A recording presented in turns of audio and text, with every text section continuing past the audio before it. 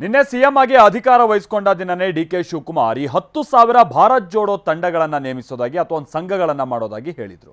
ಇದಕ್ಕೆ ಇವತ್ತು ವಿಪಕ್ಷ ನಾಯಕ ಆರ್ ಅಶೋಕ್ ಕಿಡಿಕಾರ್ತಾ ಇದ್ದಾರೆ. ಬಿಜೆಪಿಯವರು ಏನು ಹೇಳ್ತಾ ಇದ್ದಾರೆ ಈ ವಿಚಾರವಾಗಿ ಬನ್ನಿ ನೋಡೋಣ. ಈ ಭಾರತ್ ಜೋಡೋ ಯುವಕ ಸಂಘ 10,000 ಸಂಘಗಳನ್ನು ರಚನೆ ಮಾಡಲಿಕ್ಕೆ ತೀರ್ಮಾನವನ್ನು ಮಾಡಿದ್ದೇವೆ.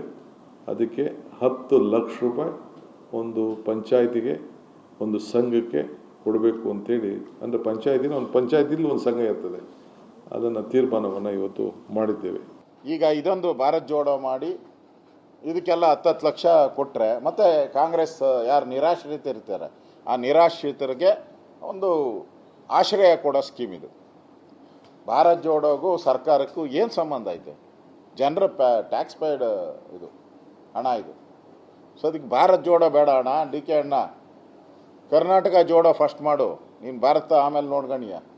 ಭಾರತ ದೊಡ್ಡದಿದೆ, ಕನ್ಯಾಕುಮಾರಿಯಿಂದ ಕಾಶ್ಮೀರದವ್ರಿಗಿದೆ.